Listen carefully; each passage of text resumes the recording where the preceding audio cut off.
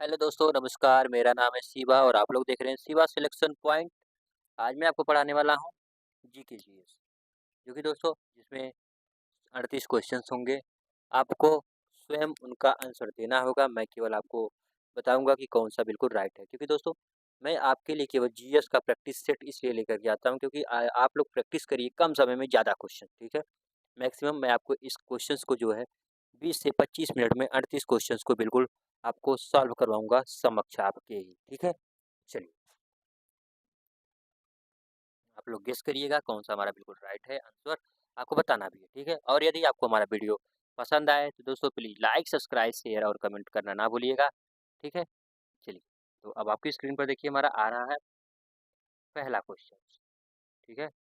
आपकी स्क्रीन पर आ गया हमारा पहला क्वेश्चन और आपको बताना है कि कौन सा इसमें बिल्कुल राइट होने वाला। कह रहा है बिरजू महाराज का संबंध किस शास्त्रीय नृत्य से है, यानी कि उन्होंने उनका फेवरेट कौन से डांस वो किया करते थे। कथकली, कथक, मणिपुरी, भरतनाट्यम। आपको बताना कि बिरजू महाराज का संबंध किस शास्त्रीय नृत्य से है, आपको बताना है। देखिए, बिरजू महाराज का जो संबंध है वो किस डांस से है, तो उनका है कथक से। किसका है? बिरजू महाराज जी का जो है फेवरेट डांस उनका है कथक। कौन से डांस है? बिल्कुल भैया, कथक। चलिए, अब आपकी स्क्रीन पर आ रहा है हमारा दूसरा क्वेश्चन। भारत में किस राज्य में सर्वाधिक साक्षरता दर है? केरल, तमिलनाडु, आंध्र प्रदेश, महाराष्ट्र। तो आप सभी को पता होगा कि जो हमारा ऑप्शन नंबर ए है या बी है या सी है या डी है, इन चारों ऑप्शन में से हमारा कौन सा बिल्कुल राइट होने वाला है, आपको बताना है। आपके पास चार ऑप्शन है, इन चारों ऑप्शन में से आपको बताना है कि कौन सा आपका राइट होने वाला है आंसर।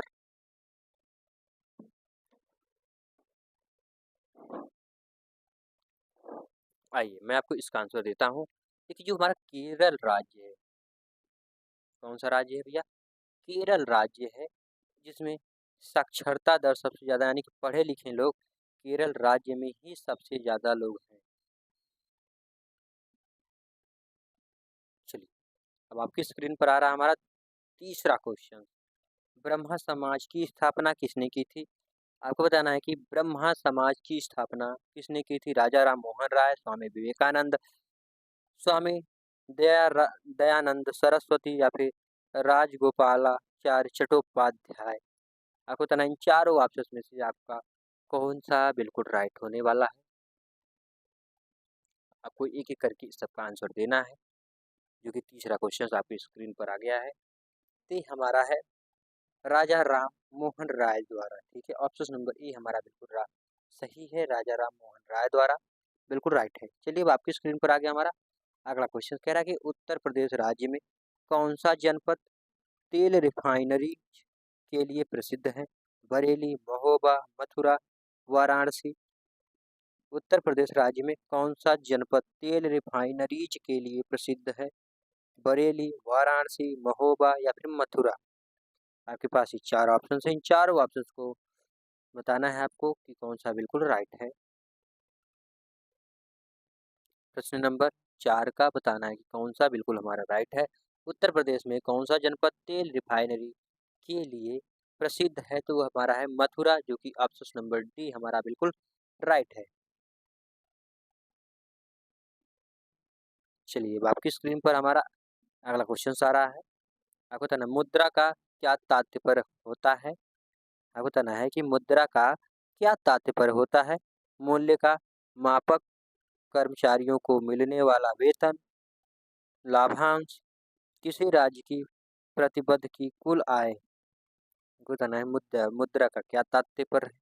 यदि दोस्तों आपको भी इस क्लास का पीडीएफ चाहिए तो हमारे इसी वीडियो के डिस्क्रिप्शन बॉक्स में इसका लिंक दिया गया है, आप वहां से इसको डाउनलोड कर सकते हैं, ठीक है। चलिए, और जो कि टेलीग्राम चैनल का लिंक है, आप उसको ज्वाइन करेंगे तभी पीडीएफ आपको प्राप्त होगा, ठीक। चलिए, तो अब मैं इसका आंसर देता हूँ। मुद्रा का क्या तात्पर्य होता है, तो पांचवा नंबर का जो कि ऑप्शन नंबर ए हमारा है, मूल्य का मापक। क्या होता है? मूल्य का मापक होता है। मुद्रा का क्या तात्पर्य होता है, तो मूल्य का मापक होता है, जो कि आपका ऑप्शन नंबर ए बिल्कुल राइट था। अब हम चलते हैं आपकी स्क्रीन पे अगला क्वेश्चन रहा आपकी स्क्रीन पर। भारत के पहले chief of defence staff CDS general Bipin Rawat, उनकी पत्नी मधुलिका रावत और अन्य सशस्त्र बलों के जवानों की आकस्मिक दुर्घटना में मृत्यु हुई। यह दुर्घटना कब हुई? 9 दिसंबर 2021, 4 दिसंबर 2021 को, 8 दिसंबर 2021 या फिर 7 दिसंबर 2021 को। आपको बताना इन चारों ऑप्शंस में से कौन सा हमारा सही है। जो जनरल बिपिन रावत जी थे, उनकी दुर्घटना हुई थी एक हेलीकॉप्टर क्रैश में, जो कि छठा नंबर का क्वेश्चन है। आपको बताना है कि ऑप्शन नंबर हमारा कौन सा सही है। तो जनरल बिपिन रावत और उनकी पत्नी मधुलिका रावत की जो हेलीकॉप्टर से दुर्घटना हुई थी, जो कि ऑप्शन नंबर डी हमारा है 8 दिसंबर 2021 को, बिल्कुल हमारा राइट है। उसी दिन इनकी मृत्यु हो गई थी। इनका जो है हेलीकॉप्टर क्रैश हो गया था। चलिए आप बता रहिए, किस मुगल शासक के आदेश पर सिखों के 5वें गुरु अर्जुन देव जी को मार दिया गया था? अकबर, शाहजहां, जहांगीर, औरंगजेब। आपको बताना इन चारों ऑप्शन में से हमारा कौन सा बिल्कुल राइट है।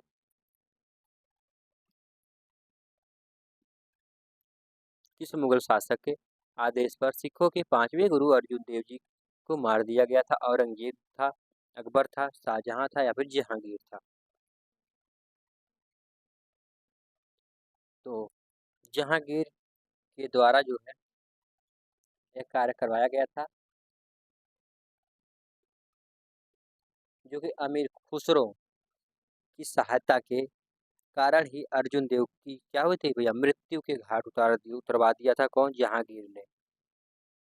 भारत में राष्ट्रीय खेल दिवस कब मनाया जाता है? आपको बताना है। आपको बताना है भारत में राष्ट्रीय खेल दिवस कब मनाया जाता है। 29 अगस्त को, 14 नवंबर को, 2 अक्टूबर को, 27 जुलाई को, जो कि आपके पास चार ऑप्शन है। इन चारों ऑप्शन में से बताना है कौन सा हमारा बिल्कुल राइट है। भारत में राष्ट्रीय खेल दिवस कब मनाया जाता है? 29 अगस्त, 14 नवंबर, 27 जुलाई, 2 अक्टूबर। आपके पास चार ऑप्शन है। इन चारों ऑप्शन में से बताना आपको कौन सा हमारा बिल्कुल राइट है। तो आइए मैं 8वें नंबर का है, जो कि मैं बताता हूँ कि जो हमारा भारत में राष्ट्रीय खेल दिवस कब मनाया जाता है। तो 29 अगस्त को मनाया जाता है। किस अगस्त को मनाया जाता है दोस्तों? तो 29 अगस्त को मनाया जाता है। चलिए आपको बताना है, सर्वाधिक प्राचीन पुराण कौन सा है? मत्स्य पुराण, विष्णु पुराण, नारद पुराण या फिर वामन पुराण। जो हमारे विष्णु जी हैं, ये मत्स्य के रूप में भी आए थे, वामन के अवतार में भी आए थे, विष्णु जी के अवतार में भी आए थे। नारद के अवतार में आए कि नहीं ये मुझे नहीं पता है, लेकिन दोस्तों मैं इन दो के बारे में जानता हूँ। बताना सर्वाधिक प्राचीन पुराण कौन सा है। देखिए जो हमारे विष्णु जी थे वो मत्स्य पुराण, यानी कि सबसे पहले धरती पर अवतार लिए थे, तो लगता है मछली के रूप में ही उन्होंने अवतार लिया था, इसीलिए हम उन्हें कहते हैं मत्स्य पुराण।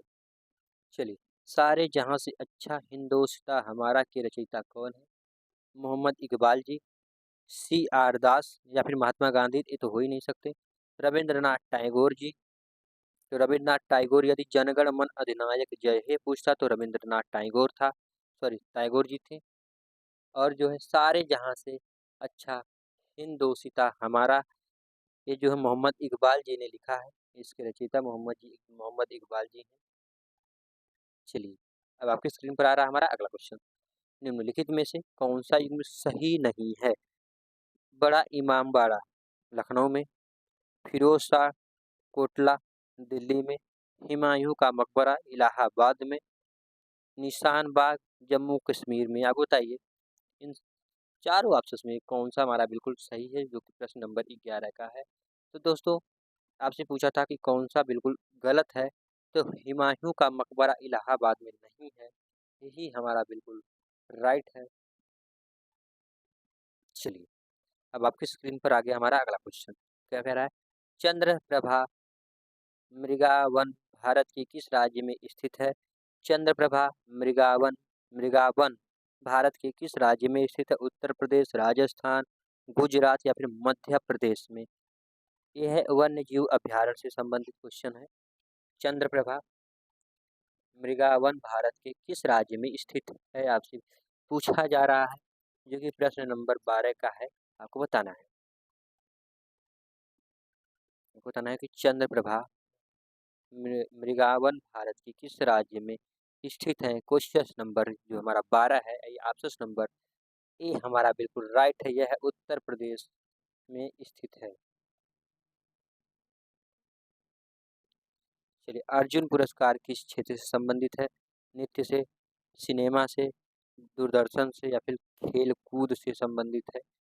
अर्जुन पुरस्कार किस से संबंधित है?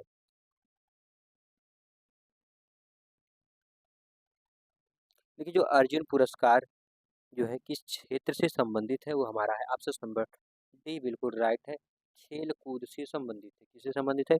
खेल कूद से संबंधित था। अब आइए, आपकी स्क्रीन पर आ गया हमारा 14वां क्वेश्चन।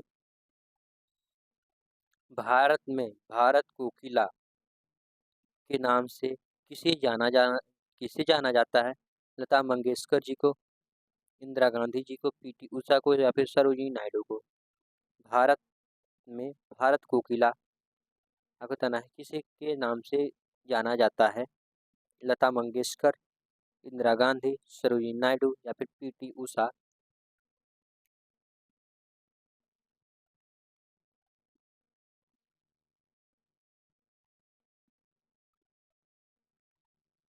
चलिए, देखिए, भारत कोकिला जो कहा जाता है, वो हमारी सरोजिनी नायडू जी हैं। कौन है? सरोजिनी नायडू जी हैं। और यदि स्वर कोकिला किसे कहा जाता है, तो लता मंगेशकर जी को कहा जाता है। ठीक है। चलिए, अब आपकी स्क्रीन पर आ गया हमारा अगला क्वेश्चन। भारत के प्रथम उपराष्ट्रपति कौन थे? Doctor Zakir Hussain, doctor S doctor S Radhakrishnan, Shri B D Jatti, Shri V V गिरी? आपको बताना है इन चारों ऑप्शन में से हमारा कौन सा बिल्कुल राइट है। आपको बताना है भारत के प्रथम उपराष्ट्रपति कौन थे? Doctor Zakir Hussain, doctor S Radhakrishnan, Shri V V Giri या फिर श्री वी डी जस्ता जत्ता सॉरी जत्ती? 15 नंबर का आपको बताना है कि क्वेश्चन कौन सा बिल्कुल राइट है। तो ये हमारा है ऑप्शन नंबर बी बिल्कुल राइट है। डॉक्टर एस राधाकृष्णन, ये हमारे कौन से राइट है? तो भैया एस डॉक्टर एस राधाकृष्णन। ये दोस्तों, जब भी हम रात में वीडियो को रिकॉर्डिंग करते हैं, तो हमसे कोई ना कोई गलती हो ही जाती है, क्योंकि जैसे लगता है दोस्तों आंखों पर पट्टी पड़ गई हो, बिल्कुल अच्छे से पढ़ा ही नहीं जाता, मन करता है सोने को। ठीक है। भारत में राष्ट्रपति अपना त्यागपत्र किसको संबोधित करते हैं? भारत के मुख्य न्यायाधीश, प्रधानमंत्री, लोकसभा अध्यक्ष या फिर उपराष्ट्रपति जी को? आप बताना है इन चारों ऑप्शन में से हमारा कौन सा बिल्कुल राइट है। भारत के राष्ट्रपति अपना त्यागपत्र किसको संबोधित करते हैं?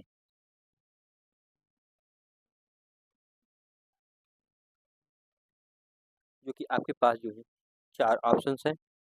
इन चारों ऑप्शंस में से आपको बताना है भारत के राष्ट्रपति अपना त्याग पत्र किसको संबोधित करते हैं? तो उपराष्ट्रपति जी को अपना त्याग पत्र देते हैं। ठीक है। जो चलिए, आपको बताना है कि वर्तमान में भारत के राष्ट्रपति कौन है। ठीक है। आपको बताना है, इसका आंसर कमेंट बॉक्स में भी देना है। चलिए, हैजा रोग से शरीर का कौन सा अंग प्रभावित होता है? त्वचा, आंत, हृदय, फेफड़े? आपको बताना है हैजा रोग से शरीर का कौन सा अंग जो है क्षतिग्रस्त हो जाता है, यानी प्रभावित होता है? आपके पास जो है चार ऑप्शन है। इन चारों ऑप्शन का बताना है कि कौन सा बिल्कुल हमारा राइट है।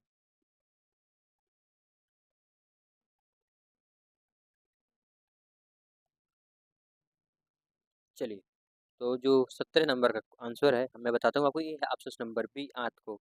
हैजा रोग जो होता है, ये हमारे आंत को पीड़ित करता है, यानी कि प्रभावित करता है। चलिए, अब आपकी स्क्रीन पर आ रहा है हमारा अगला क्वेश्चन। चलिए, आप बताइए, 13 दिसंबर 2021 को अमेरिका की प्रतिष्ठित अंतर्राष्ट्रीय पत्रिका टाइम द्वारा किसको जो है पर्सन ऑफ द ईयर 2021 हेतु नामित किया गया था? अब बताना है कि 23 दिसंबर 2021 को अमेरिका की प्रतिष्ठित अंतर्राष्ट्रीय पत्रिका टाइम द्वारा किसको पर्सन ऑफ द ईयर 2021 हेतु नामांकित किया गया था? बराक ओबामा,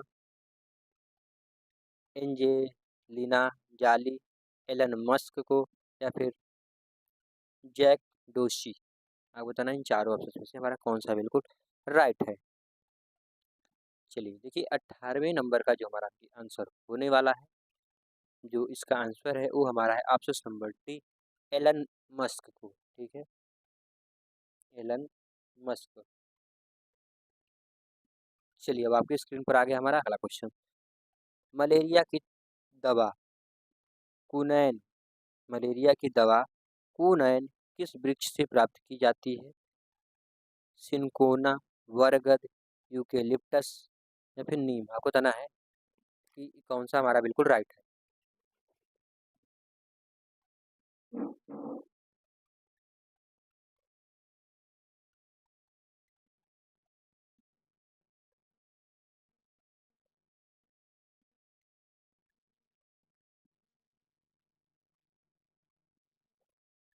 चलिए आपको बताना है इसका आंसर। मलेरिया की दवा कुनैन किस वृक्ष से प्राप्त की जाती है? जो कि हमारा 19 नंबर का आंसर है ऑप्शन नंबर ए, सिनकोना। क्या दोस्तों आप लोग सिनकोना नामक वृक्ष को जानते हैं या फिर देखे हैं? यदि देखे हो तो दोस्तों कमेंट में जरूर बताइएगा। चलिए अब आपकी स्क्रीन पर आ रहा है हमारा 20वां क्वेश्चन। भारत का सिलिकॉन वैली कहाँ स्थित है? चेन्नई, बेंगलुरु, नोएडा, या फिर मोहाली? आप बताना भारत का सिलिकॉन सिलिकॉन वैली कहाँ स्थित है? चेन्नई, बेंगलुरु, नोएडा, मोहाली? आपको बताना इन चारों ऑप्शन में से कौन सा हमारा बिल्कुल राइट है।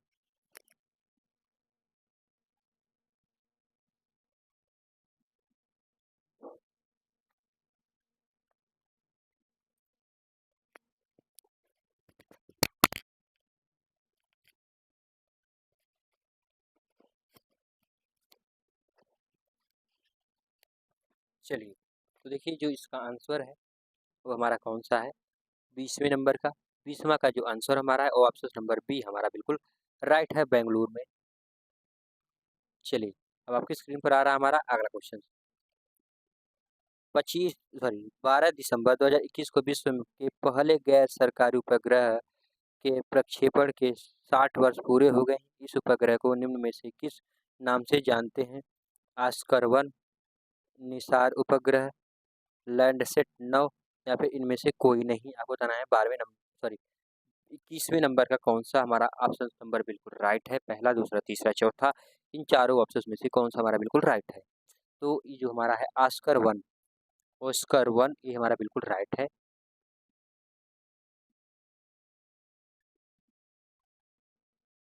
आस्कर 1 बिल्कुल हमारा राइट है। चलिए अब आपकी स्क्रीन पर आ रहा है हमारा अगला क्वेश्चन। गोबर गैस में मुख्यतः कौन सी गैस होती है? Methane, chlorine, helium, nitrogen? आपको बताना इन चारों ऑप्शन में से कौन सा है। ठीक है दोस्तों, तब तक मैं अपने पेन को थोड़ा सा अच्छे से कर लूँ, क्योंकि दोस्तों अच्छे से काम नहीं कर रहा है। तब तक आप लोग इसका आंसर दीजिए कमेंट बॉक्स में।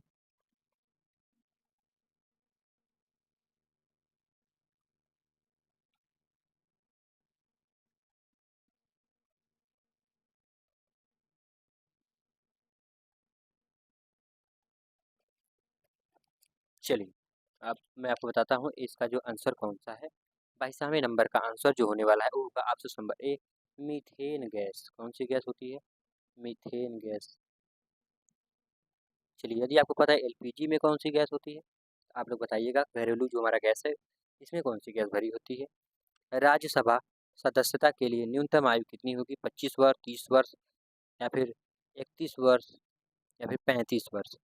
देखिए गांव के प्रधान जो है बनने के लिए आपको 25 वर्ष की जो है 25 वर्ष यदि आप हैं तो आप अपने गांव के मुखिया बन सकते हैं, यानी कि प्रधान बन सकते हैं।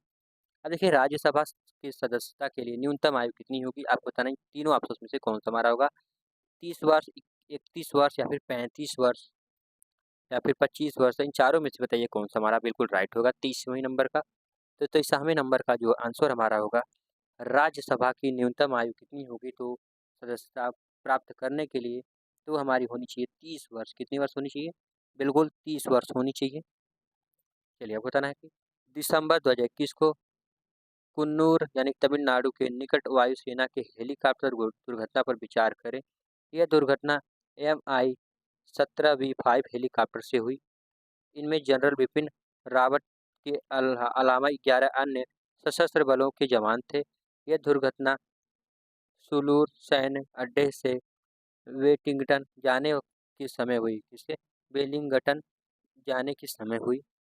अब बताना इन चारों ऑप्शन में से जो हमारा कौन सा सही है। सही फर्स्ट है, सही सेकंड है, या फिर सही जो तीसरा है, या फिर चौथा ऑप्शन है। अब बताना इन चारों ऑप्शन में से हमारा कौन सा बिल्कुल राइट है। देखिए, जब 8 दिसंबर 2021 को कुन्नूर यानी तमिलनाडु के निकट वायुसेना के हेलीकॉप्टर दुर्घटना पर विचार जब हम लोग करेंगे, यह दुर्घटना MI-17V5 हेलीकॉप्टर से हुई थी, ये बात सही है। इनमें जनरल बिपिन रावत के अलावा 11 अन्य सशस्त्र बलों के जवान थे, ये भी बिल्कुल सही है। यह दुर्घटना सुलूर सैन्य अड्डे से वेलिंगटन जाने के समय क्या हो या ये घटना घटित हुई थी। ये बिल्कुल सही कथन है, जो कि जो इसमें तीनों कथन दिया गया है, बिल्कुल राइट कथन दिया गया था, जो कि बिल्कुल राइट सही है। क्लाउड कंप्यूटिंग किस प्रकार की कंप्यूटर कार्य पद्धति पर कार्य करता है? आपके पास जो है 4 ऑप्शन हैं, इन चारों ऑप्शन में से बताना है। हार्ड ब्रिज computer, analog computer, digital computer, या फिर इनमें से कोई नहीं। आप बताइए इन चारों ऑप्शन में से हमारा कौन-सा बिल्कुल राइट है? देखिए 25 नंबर का होगा, जो कि हमारा ऑप्शन नंबर सी बिल्कुल राइट है। डिजिटल कंप्यूटर, कौन-सा कंप्यूटर हमारा है? डिजिटल कंप्यूटर है।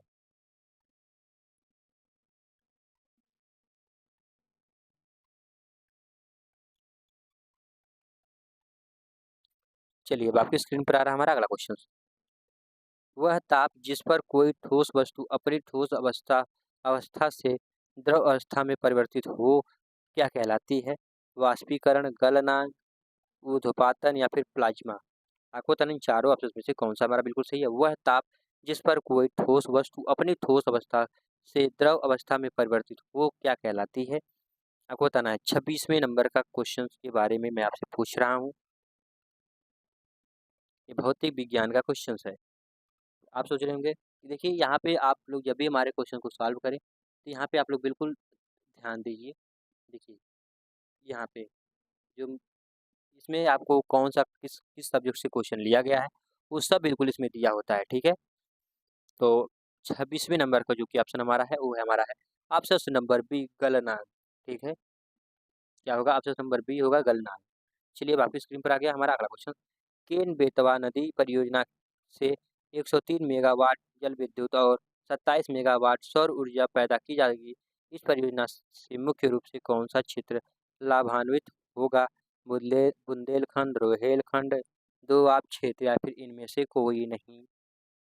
आपके पास जो है 4 ऑप्शंस हैं, इन चारों ऑप्शंस को बताना है कि कौन-सा बिल्कुल हमारा राइट होने वाला है। चलिए आपको बताना है 27 नंबर का कौन-सा हमारा बिल्कुल राइट होने वाला है। ये हमारा ऑप्शन नंबर ए बिल्कुल राइट है, बुंदेलखंड को प्राप्त होगा। कौन-सा क्षेत्र लाभान्वित होगा? तो बुंदेलखंड होगा। चलिए आपको बताना है कि निम्न में से क्या कार्बोहाइड्रेट का स्रोत नहीं है? आलू, अनाज, दूध, मुर्गी यानी कि मांस। अब बताना इन चारों ऑप्शन में से हमारा कौन-सा बिल्कुल राइट है? कार्बोहाइड्रेट का स्रोत नहीं है। देखिए पोषण एवं स्वास्थ्य से संबंधित ये हमारा क्वेश्चन है, और आपकी स्क्रीन पर 28वां क्वेश्चन है, जो कि ऑप्शन नंबर डी हमारा बिल्कुल राइट है, मुर्गी। ये कार्बोहाइड्रेट का स्रोत नहीं है। चलिए अब आपकी स्क्रीन पर आ गया हमारा अगला क्वेश्चन। उत्तर प्रदेश में लखनऊ मेट्रो के प्रथम चरण में कहाँ से कहाँ तक मेट्रो का चलना प्रस्तावित था, और जो कि चली? सचिवालय से गोमती नगर, सचिवालय से मुंशी पुलिया तक, ट्रांसपोर्ट नगर से चार बाग, या फिर चार बाग से हजरतगंज। अब बताना है ये 29 नंबर का क्वेश्चन है हमारा, कौन सा बिल्कुल राइट है? चार बाग से हजरतगंज, या फिर ट्रांसपोर्ट नगर से चार बाग, या फिर सचिवालय से गोमती नगर, सचिवालय से मुंशी पुलिया तक। जो कि आपको 29 नंबर प्रश्न है, आपको पास बताना है इन चारों ऑप्शन में से कौन सा हमारा बिल्कुल राइट है। तो ऑप्शन नंबर सी ट्रांसपोर्ट नगर से चार बाग। दोस्तों मैं भी जो है 2 बार अब तक मेट्रो का सफ़र कर चुका हूँ, जो कि काफ़ी अच्छा लगता है। उसकी जो है ट्रैवल फ़ीस होती है भी वो भी बिल्कुल एकदम आसानी होती है दोस्तों, छोटा-सा ही होता है। मैं ज मैक्सिमम गया था, शायद गया होऊँगा मैं 15 से 20 किलोमीटर की मेरी दूरी थी और मुझसे 30 रुपए शायद लिया गया होगा और मैं उससे पहले उतर गया था क्योंकि दोस्तों मैं गलत जगह पे चला गया था। चलिए, तो अब आपकी स्क्रीन पर आ रहा है हमारा दूसरा क्वेश्चन। किसने माप से अधिक ध्वनि को शोर का नाम दिया जाता है? कितने माप से मतलब कि अधिक ध्वनि को शोर का नाम दिया जाता है? 80 डेसिबल, 120 डेसिबल, 140 डेसिबल या फिर जो है 100 डेसिबल। 30वें नंबर का आपको बताना है कि कौन-सा होगा। तो देखिए ये ऑप्शन नंबर ए हमारा बिल्कुल राइट है। यदि 80 डेसिबल से ऊपर आप लोग हल्ला करेंगे तो उसे हम जो है शोर यानी कि नॉइज़ का नाम दे सकते हैं। यदि दोस्तों मैं भी अगर कभी-कभी वीडियो शूट करता हूँ, यदि कोई अदर आवाज़ आ रही है यानी कि नॉइज़ आ रही है, तो उसे हम शोर की संज्ञा में रख देते हैं। चलिए, एक कंप्यूटर में स्टोरेज माध्यम की क्षमता की मानक इकाई क्या होती है? बाइट होती है, किलो होती है या फिर पिक्सल होती है या फिर बिट होती है? आपको बताना है। 31 नंबर का कौन-सा हमारा बिल्कुल राइट होगा? बिट।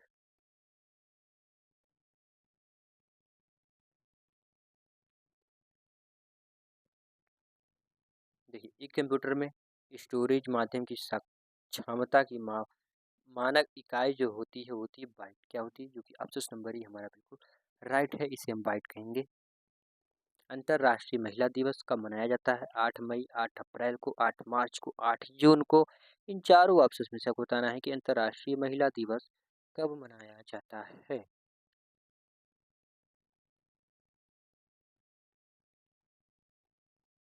आपके पास जो है 4 ऑप्शन है, इन चारों ऑप्शंस को आपको बताना है कि कौन-सा हमारा बिल्कुल राइट है।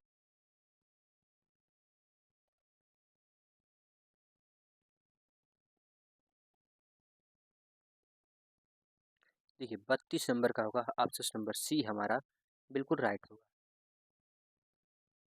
चलिए अब आपकी स्क्रीन पर हमारा आ गया, भारत में किसी राज्य की प्रथम महिला किसी राज्य की प्रथम महिला मुख्यमंत्री कौन बनी? श्रीमती सुचेता कृपलानी, श्रीमती मायावती, श्रीमती दुर्गा बनर्जी, श्रीमती सविता कपूरानी। आपको बताना इन चारों ऑप्शन में से हमारा कौन सा सही है, बिल्कुल राइट है। 33 नंबर का आपको बताना है कि कौन सा हमारा बिल्कुल राइट है। तो हमारा जो है बिल्कुल राइट ऑप्शन नंबर सी बिल्कुल राइट है। श्रीमती सविता कपूरानी बिल्कुल हमारा राइट है option number C. Uttar Pradesh राज्य का भारत में क्षेत्रफल की दृष्टि से कौन सा स्थान है? पहला, दूसरा, तीसरा या फिर चौथा?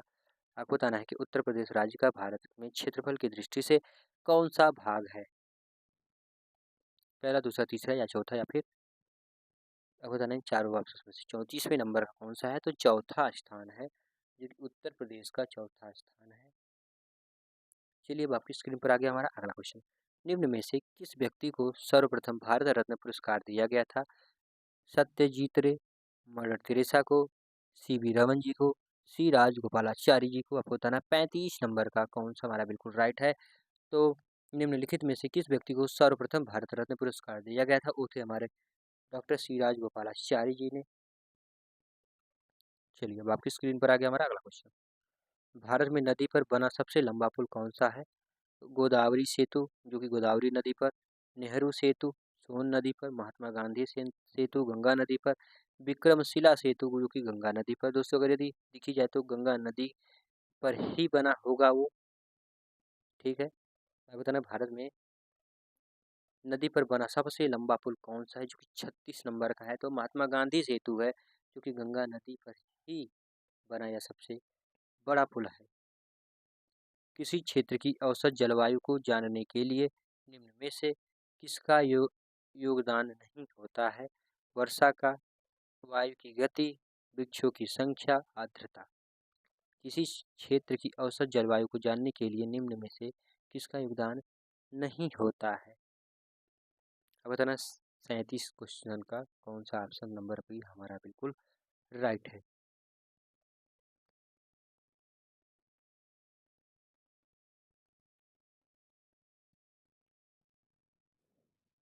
चलिए, यह जो है हमारा ऑप्शन नंबर सी बिल्कुल राइट है, वृक्षों की संख्या।